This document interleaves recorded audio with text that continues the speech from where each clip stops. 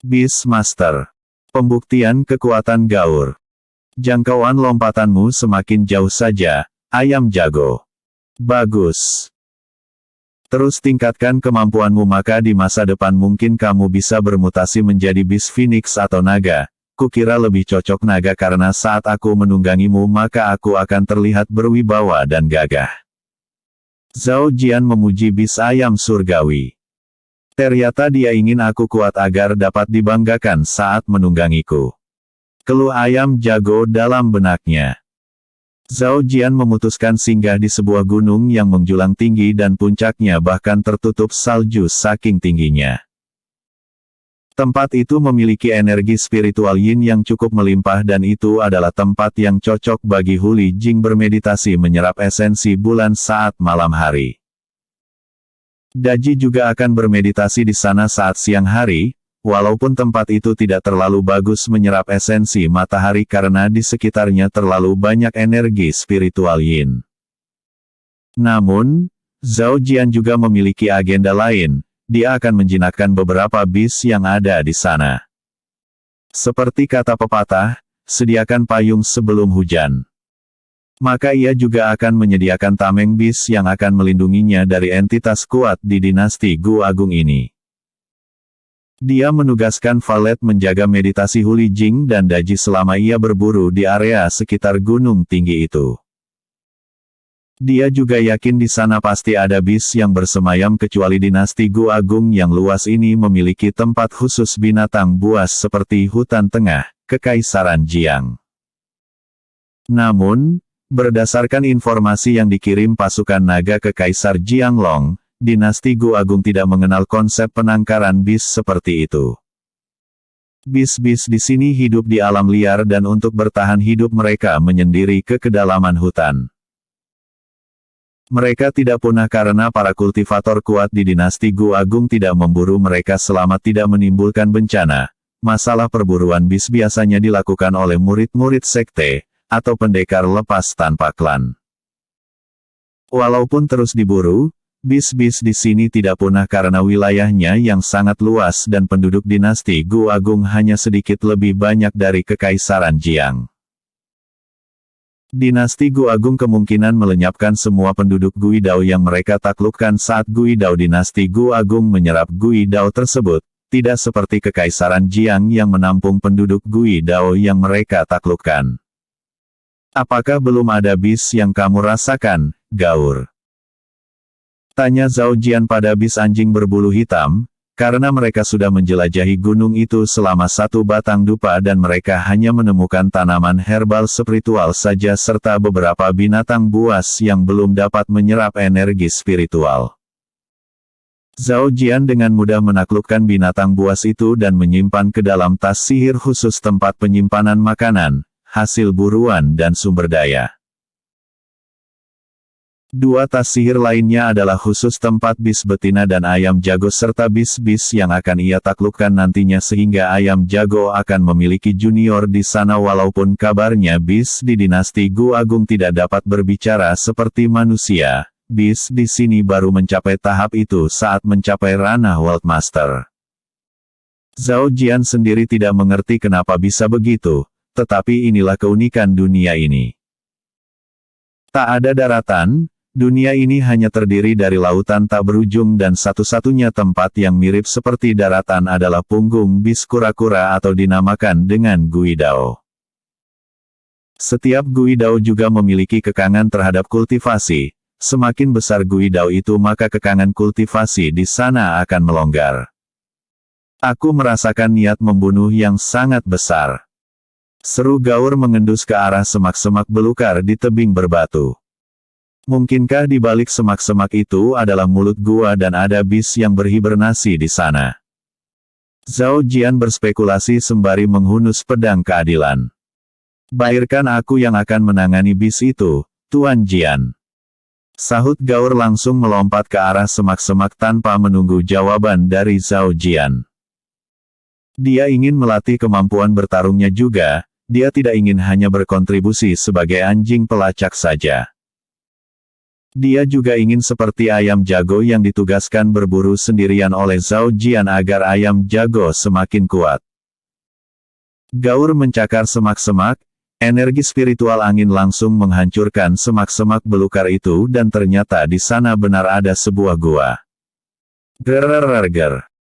Suara gertakan terdengar dari dalam gua, sepertinya sosok yang mendiami gua itu menyuruh Gaur untuk pergi.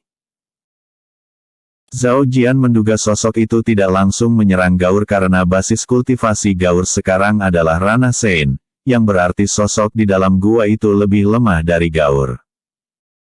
Aku akan melihat apakah kau akan seperti anjing pemburu yang ganas atau hanya anjing rumahan. Kata Zhao Jian pelan tetapi masih terdengar oleh Gaur. Jangan panggil aku anjing, Tuan. Gerutu Gaur tidak senang mendengar panggilan itu. Aku adalah bis yang telah dapat menyerap energi spiritual dan memiliki kecerdasan seperti manusia. Keluhnya lagi. Zhao Jian tersenyum masam karena wujudnya jelas-jelas adalah anjing berbulu hitam. Kenapa dia malah marah dipanggil anjing? Maaf. Cepatlah Gaurku yang ganas dan kuat taklukkan bis yang ada di dalam gua itu. Sahutnya. Gaur mendengus dingin dan Zhao Jian berpikir temperamen Gaur ini mungkin terpengaruh oleh sifat Jiang Ruo, karena temperamen mereka mirip sekali. Saat Gaur hendak melangkah ke dalam gua yang gelap itu, tiba-tiba bongkahan-bongkahan batu melesat ke arahnya. Mungkinkah bukan hanya satu bis yang menghuni gua itu? Gumam Zhao Jian karena tidak mungkin satu bis dapat melempar banyak batu besar sekaligus. Karena bis di dinasti Gu Agung tidak memiliki kecerdasan seperti manusia, maka mereka hanya menyerang secara asal-asalan tanpa teknik bela diri seperti Gaur yang sudah ia ajarkan teknik Divine Martial Art dan Cakar Iblis. Zhao Jian hendak membantu Gaur. Dia khawatir Gaur mungkin akan terluka. Namun, bila saat ini yang ada di depannya adalah ayam jago maka ia akan membiarkannya hingga babak belur lebih dulu. Aku dapat menanganinya, Tuan Jian. Seru Gaur sehingga Zhao Jian tidak jadi mendekat. Apa kau yakin Gaur? Aku merasakan ada banyak aura bis tumpang tindih di dalam sana. Sahut Zhao Jian setelah mengedarkan energi spiritualnya memeriksa jumlah bis di dalam gua itu. Namun, ia tidak dapat memprediksinya karena aura mereka berbaur, mungkin karena mereka saling berdempetan di dalam gua itu. Akan aku tunjukkan perbedaan antara bis yang memiliki kecerdasan dengan bis buas. Seru Gaur melompat ke dalam gua yang gelap tersebut. Zhao Jian mengerutkan keningnya. Kenapa bis betina satu ini sangat keras kepala? Dia malah masuk ke dalam sarang musuh yang tidak diketahui berapa jumlahnya itu. Zhao Jian segera mendekat ke mulut gua dan bersiap-siap menolongnya bila ia tidak mampu mengatasi kawanan bis tersebut. Episode sebelumnya. Kota Sinde. Episode berikutnya. Menaklukkan bis. Anjing berbulu hitam imut ini akan menjadi sangat buas, bahkan tatapan matanya terlihat tajam seperti hendak menerkamnya saja. Kerja bagus, Gaur. Zhao Jian mengelus kepala Gaur, barulah niat membunuhnya menghilang dan ekornya bergoyang-goyang ke segala arah karena senang mendapatkan pujian dari tuannya. Namun, Zhao Jian langsung menghela napas panjang karena 30 bis beruang yang setara dengan ranah spirit, Jiezu dan Tianzun telah tergeletak dengan luka-luka mengenaskan. Untung saja detak jantung mereka masih berdenyut pelan. Sial! Kau membuatku jatuh miskin nih Gaur. Gumam Zhao Jian ingin menangis, karena harus merelakan pil penyembuhan untuk mengobati luka-luka mereka. Untung saja Ruoer membawaku ke gudang obat-obatan istana, kalau tidak aku terpaksa menjual kalian sebagai hasil buruan. Dia memasukkan pil penyembuhan ke mulut-mulut bis beruang itu. Saat Jiang Ruo mempersilahkan Zhao Jian mengambil apa yang ia butuhkan di gudang obat-obatan istana, Zhao Jian langsung mengambil 100 pil penyembuhan karena berpikir mungkin ia bisa saja menderita luka-luka di negeri orang. Namun, baru di hari pertama saja di dinasti Gu Agung, ternyata ia harus mengeluarkan 30 pil penyembuhan untuk mengobati luka-luka bis beruang. Kalian hanya punya dua pilihan. Seru Zhao Jian menatap bis-bis beruang yang baru sadarkan diri. Tatapan matanya seperti memandang rendah mereka, sudut bibirnya sengaja dibuat terlihat jahat seperti para bandit dan butuh latihan berhari-hari bagi Zhao Jian agar dapat membuat seringai jahat tersebut. Pertama, jadilah peliharaanku atau niat membunuh merembes dari tubuhnya, walaupun tidak mengerikan tetapi karena basis kultivasinya ranah paramita maka itu tetap membuat bis-bis itu merasa tertekan. Beruang bertubuh besar setinggi 5 meter memaksakan diri untuk duduk, kemudian bersujud di hadapan Zhao Jian sebagai tanda kelompoknya rela menjadi peliharaan manusia di hadapannya tersebut. Bagus-bagus. Walaupun kalian adalah bis liar tetapi kalian bijak dalam membuat keputusan. Zhao Jian menarik kembali niat membunuhnya dan tersenyum lebar. Baiklah, kita mulai proses kontrak jiwa agar kalian dapat memulihkan diri di dalam tas sihir. Dia langsung melakukan proses kontrak jiwa dengan cepat tanpa ada kendala karena mereka tidak melakukan penolakan. Nah, sekarang saatnya mencari harta karun yang mereka lindungi di sini. Gumamnya sembari memperhatikan sekitarnya, energi spiritual apinya menerangi seluruh gua yang kini berantakan tersebut karena mereka bertarung melawan Gaur. Ada belasan kerangka manusia di sana, yang berarti mereka telah membunuh kultivator yang mendekati gua tersebut. Zhao Jian tidak dapat menyalahkan bis beruang atas kematian mereka, karena bis-bis itu adalah binatang buas liar yang tidak memiliki pikiran cerdas seperti manusia, sudah naluri mereka untuk menyerang siapapun yang mengusik mereka. Zhao Jian mengambil tas sihir yang tergeletak di sebelah kerangka itu. Dia menggunakan teknik rahasianya melepas segel tas sihir itu. Kerangka manusia ini ternyata kultivator wanita. Gumam Zhao melihat isi tas sihir itu ternyata ada banyak pakaian wanita. Lumayanlah. Nanti aku akan jual ke pedagang pakaian bekas hehehe. Ternyata ada pil immortal juga dan herbal spiritual serta kristal bis ranah spirit. Berarti kemungkinan kultivasinya adalah ranah Jiezu dan akhirnya terbunuh oleh bis beruang ranah Tianzun. Zhao Jian menghela napas panjang. Nasib wanita ini sangat tidak beruntung sekali. Dia kemudian membakar kerangka itu dan memeriksa tas sihir lainnya. Saat memeriksa kerangka manusia yang terakhir, dia terkejut karena menemukan gulungan seni bela diri teknik berpedang untuk kultivator yang memiliki energi spiritual petir. Sudut bibirnya memancarkan senyuman tipis, ini adalah harta karun langka. Walaupun cuma versi tidak lengkap, tapi lumayan juga masih ada dua gerakan teknik berpedang pada jurus pedang guntur ini, gumamnya sembari mencoba memahaminya. Zhao Jian duduk di salah satu sudut gua dan ia mengirim suara telepati pada Gaur untuk menjaga mulut gua karena ia hendak bermeditasi sebentar. Walaupun Zhao Jian tidak memiliki energi spiritual petir, tetapi ia tetap dapat membuat energi spiritual yang sangat mirip. Dia hanya perlu menggabungkan energi spiritual api, angin dan es yang akan memunculkan energi spiritual petir walaupun tidak sekuat energi spiritual petir yang asli.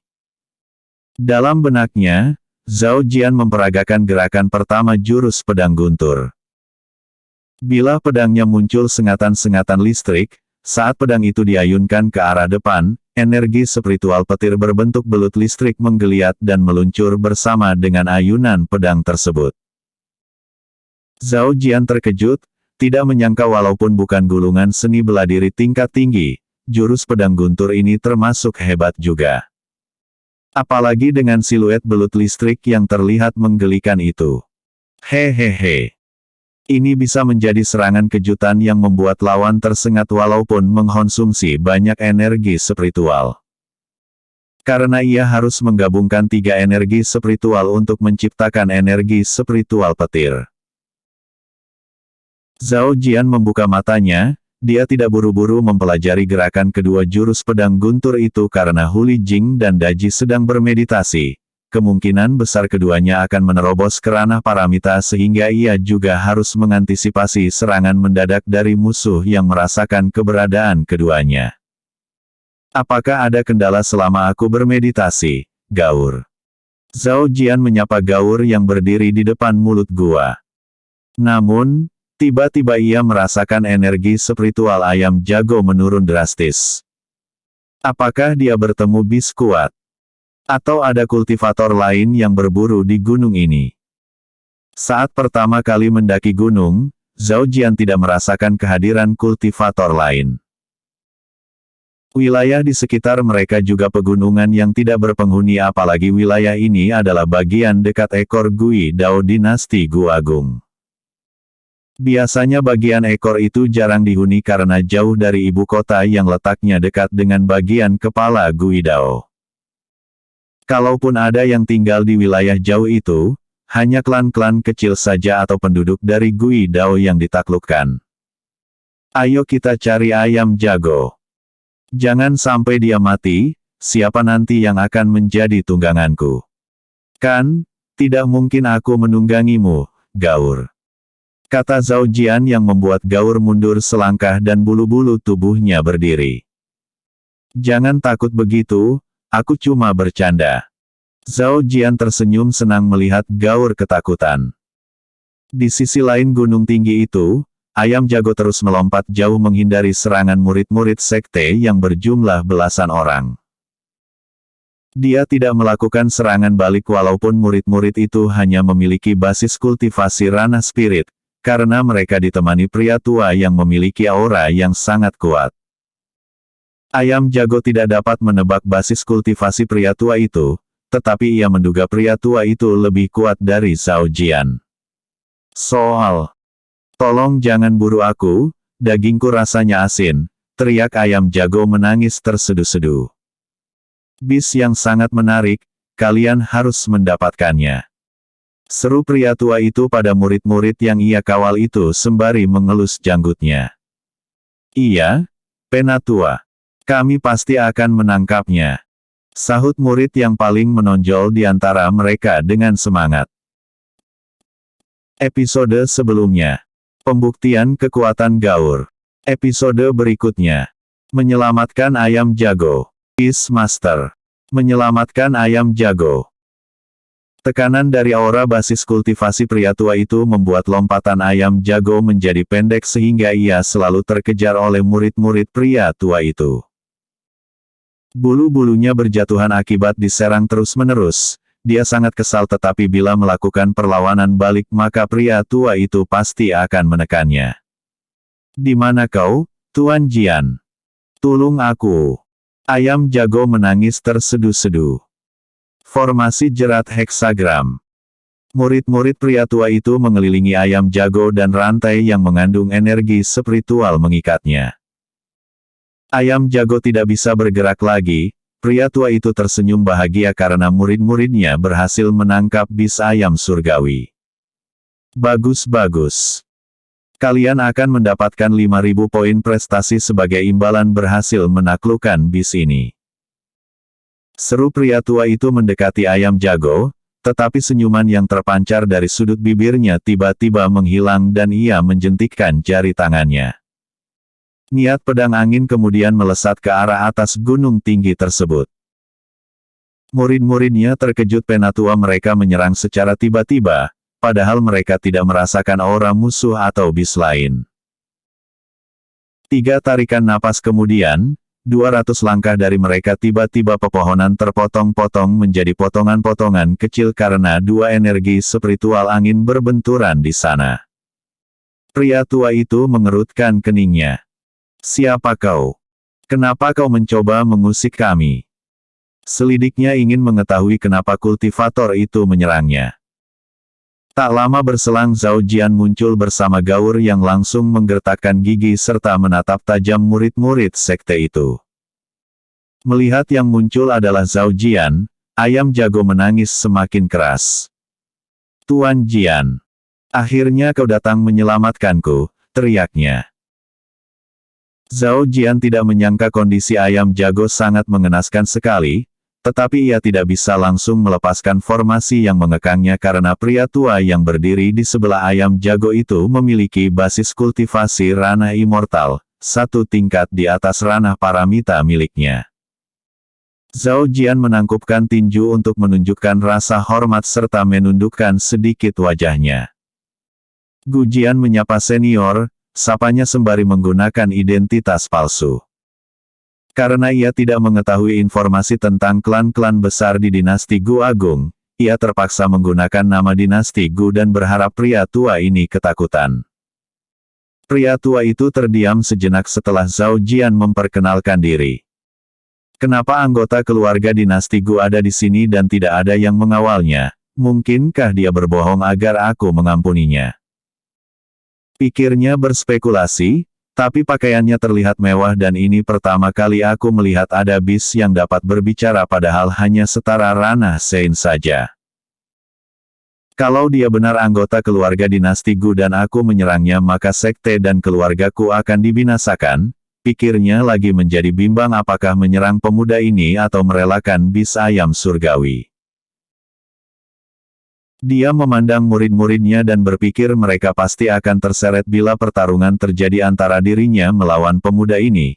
Karena bila pemuda ini berasal dari keluarga dinasti Gu maka otomatis ia juga murid sekte naga surgawi yang memiliki seni bela diri tingkat tinggi yang kemungkinan dia tidak akan langsung mati dalam satu kali serang. Pria tua itu memaksakan diri untuk tersenyum dan menangkupkan tinju juga untuk menunjukkan rasa hormat. Maafkan murid-muridku telah melukai peliharaan Tuan Muda Jian. Sebuah kehormatan bagi pria tua ini bertemu dengan Tuan Muda dari keluarga dinasti Gu Agung, sapanya. Dia kemudian menatap murid-muridnya, cepat lepaskan formasi jerat heksagram itu.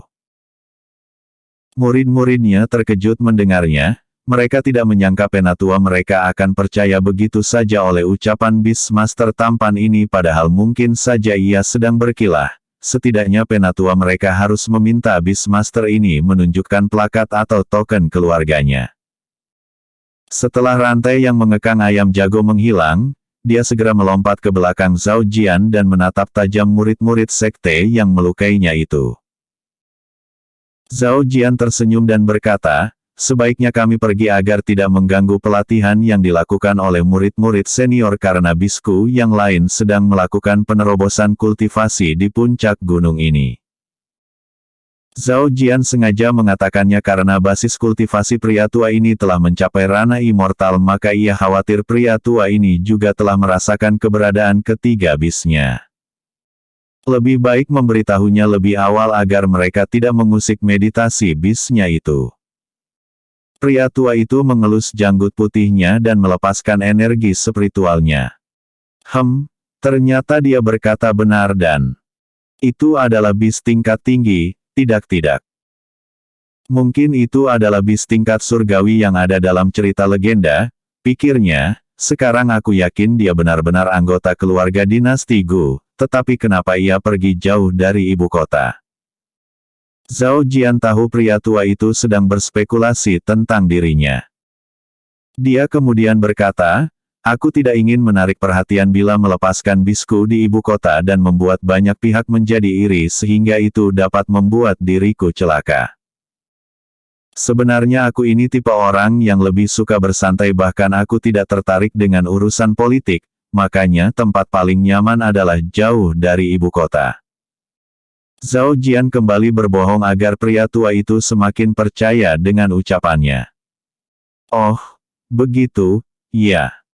Aku sangat senang bertemu dengan tuan muda seperti Tuan Gu Jian, sahut pria tua itu tersenyum.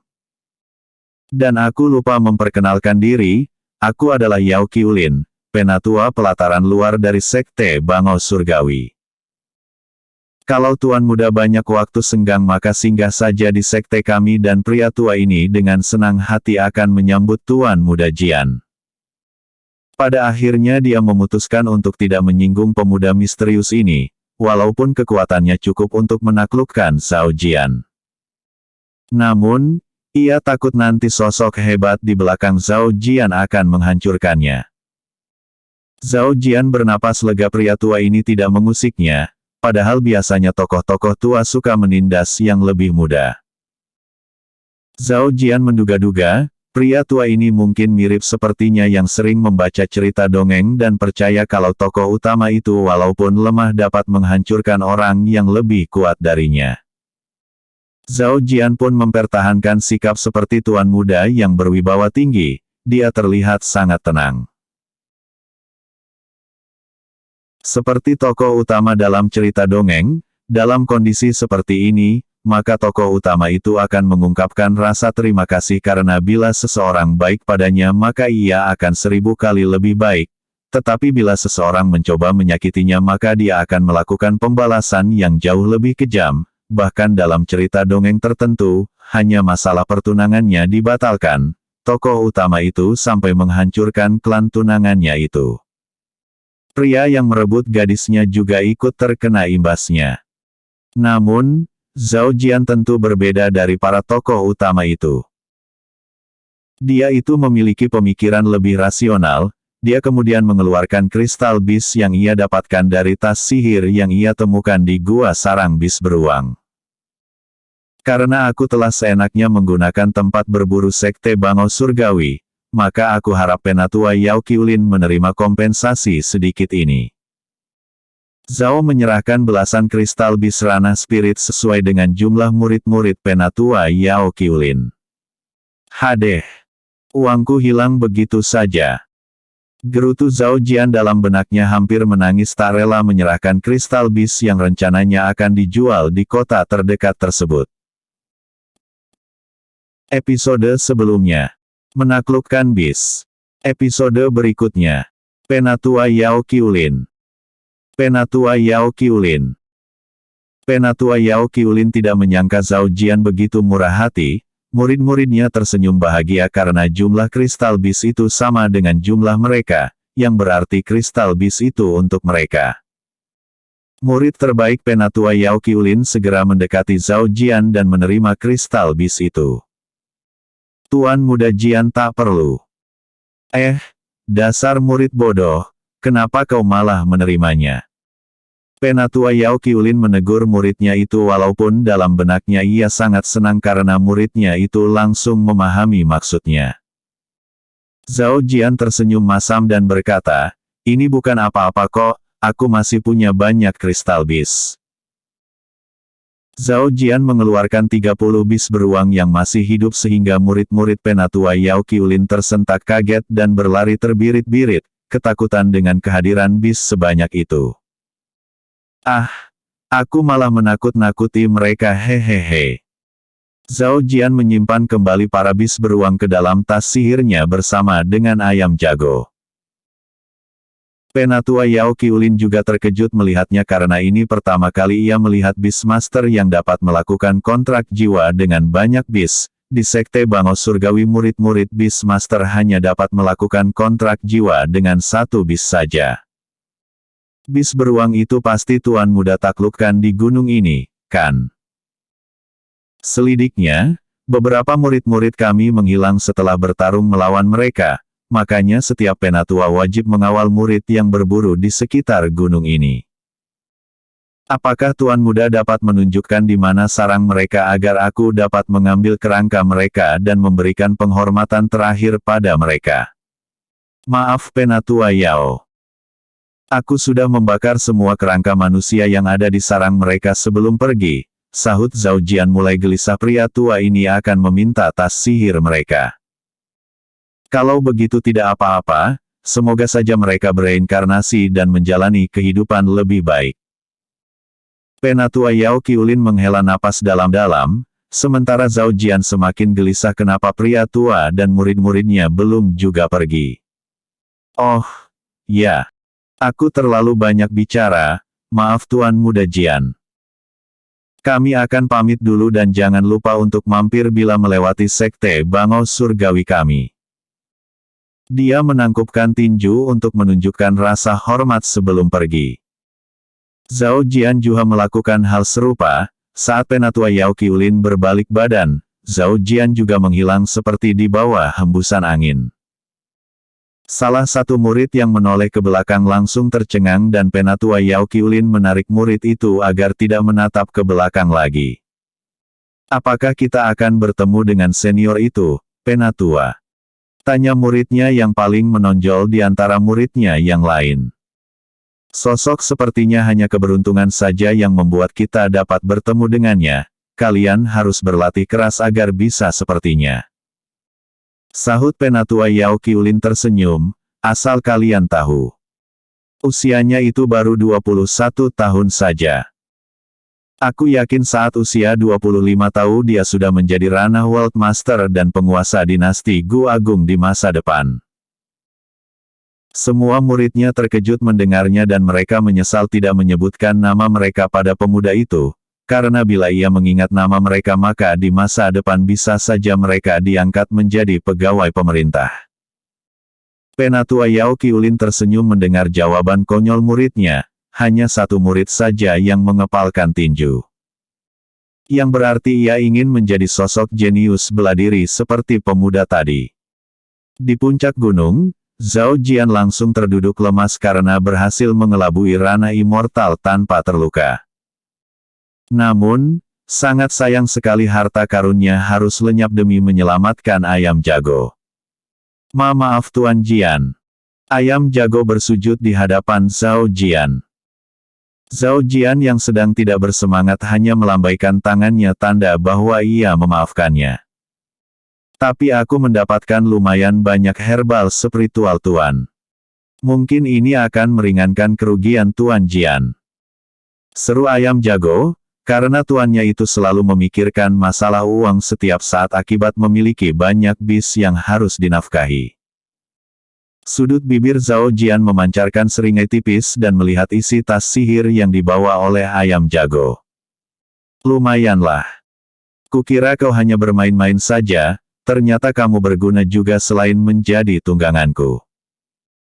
Sahut Zhao Jian yang membuat ayam jago tersenyum masam karena merasa Zhao Jian menganggapnya lemah. Kau pulihkan dulu luka-lukamu serta tumbuhkan kembali bulu-bulumu yang rontok itu, sudah kayak kadal saja kau kutengok, canda Zhao Jian. Seminggu kemudian, saat malam purnama, Huli Jing kemudian berhasil menerobos ke ranah paramita dan 2 hari kemudian, Daji juga berhasil mencapai ranah paramita. Dengan peningkatan basis kultivasi kedua bis rubah itu, energi spiritual Zhao Jian ikut meningkat dan ia merasa sudah berada dalam tahap ranah paramita tingkat menengah. Kalau bis-bisnya yang lain meningkatkan basis kultivasi mereka maka tak menutup kemungkinan ia akan mencapai ranah paramita puncak dan hanya perlu menyerap kristal bis ranah paramita untuk mencapai ranah immortal. Setelah Huli Jing dan Daji menstabilkan basis kultivasi mereka, keesokan harinya Zhao Jian melanjutkan perjalanan ke kota terdekat. Dia harus mencari informasi apakah dinasti Gu Agung akan melakukan invasi ke Gui Dao lain. Sebagai mata-mata kekaisaran Jiang ia seharusnya mengirim informasi. Namun, hingga kini ia belum pernah mengirim pesan karena tidak ada informasi yang akan dikirim. Di Sekte Naga Surgawi, Lu Xiaoran menerima pesan dari Jiang San pemimpin penegak hukum Sekte Pedang Abadi. Sudut bibirnya memancarkan seringai tipis karena tidak menyangka sosok yang paling ia benci malah datang sendiri padanya.